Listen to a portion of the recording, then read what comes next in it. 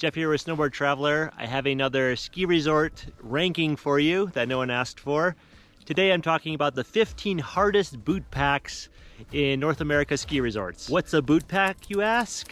Well, right behind me is one. It's essentially where you have to climb up to get to hike to terrain, earn your turns as they call it. The chairlift only takes you so far, and then you can hike further to get to more exciting terrain. The one behind me here is number 5 on the list, if you recognize it. I'm gonna go through the list as I do a hike to terrain, and we'll see how it goes. Okay, number 15 on the list is Mary's Hike at Grand Targhee Resort in Wyoming. So Mary's Hike isn't that challenging. It's maybe 20 minutes and it goes up to this little peak called Mary's Nipple. It gets you into really good terrain at the resort. It's kind of the only hike to at that resort, but definitely worth it. You get to go down this really cool bowl and the snow there is really good. Crunchy snow this morning. Number 14 on the list is Peak 6 at Breen Ridge. Everyone talks about the little hike at the top of Peak 8 because it's so high up, and usually people that visit there are usually flatlanders, so they're like dying at the top of the lift. But over at Peak 6, you're definitely gaining more elevation and you're getting into some pretty gnarly terrain. We have some wet avalanches here from yesterday.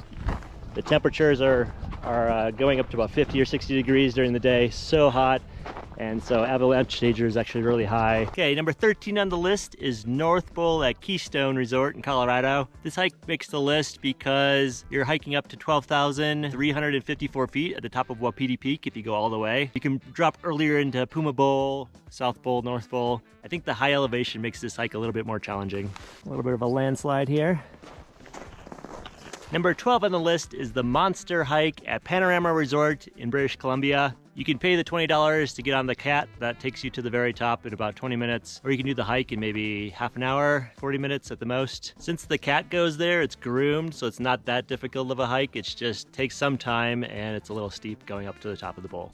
But the bowl is really fun though. Number 11 is Terminator 2 hike, or T2, at Kicking Horse Mountain. That's what I'm currently doing right now. So I'm halfway there. I just have to take this kind of jagged thing all the way to the top. It gets a little dicey. You have to climb up this rope, kind of scramble up the rocks, but it's not that difficult of a hike overall. Ski Patrol just stopped me and they said it's kind of like an ice climb further up, so just be careful. So we'll see how this goes.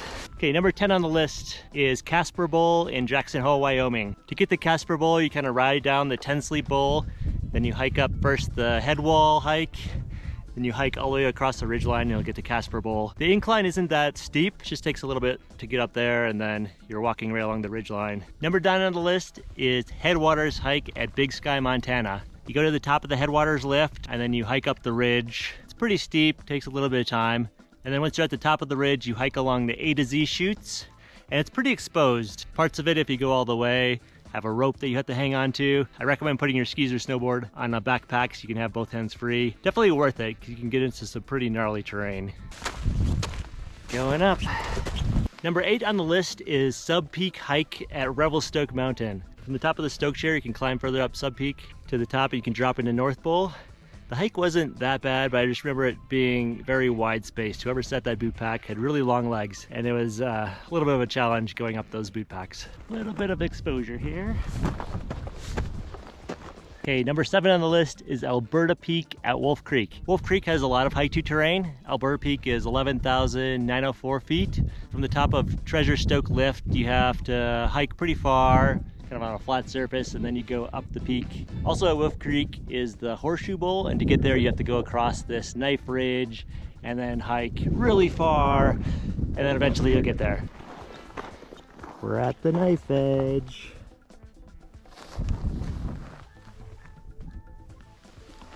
This is where you don't want to fall. The snowboarder that just passed me had micro spikes on their boots, which would be a smart thing to do right now. All right, number 6 on the list is the East Wall at A Basin.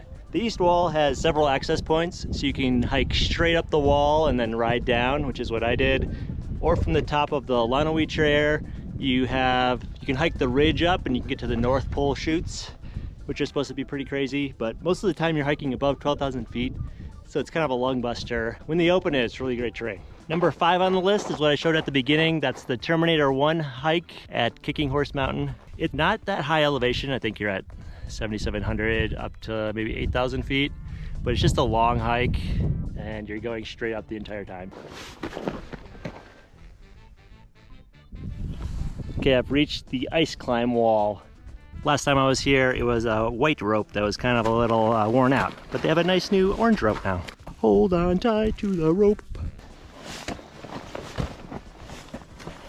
This one has a rope, but it's not that bad. What do you think these are? Quartz? Granite? Number 4 on the list is Aspen Highlands Bowl.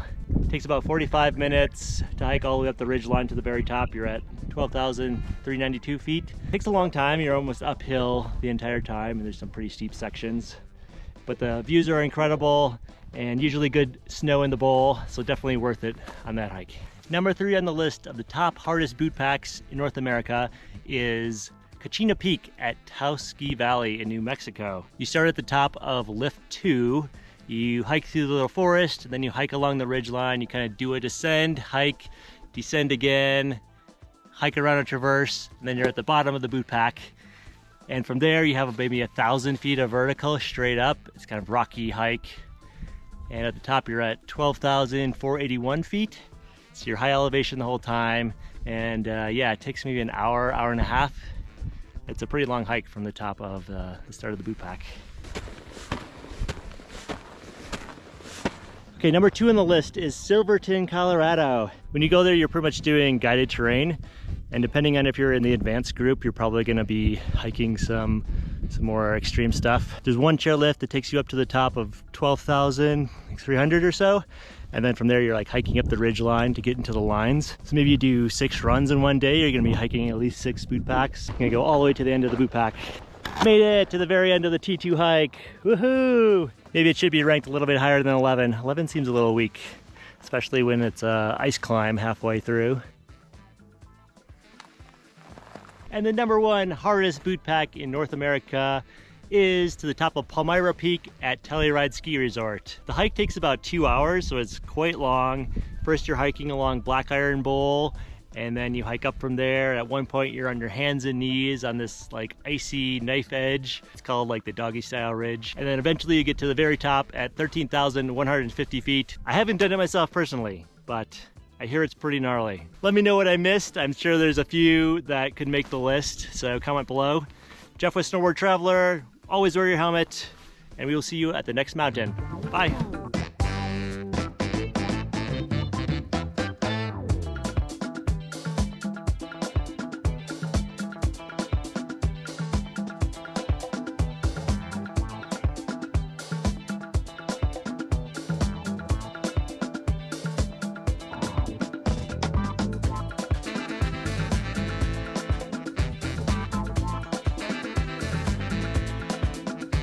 Made it down.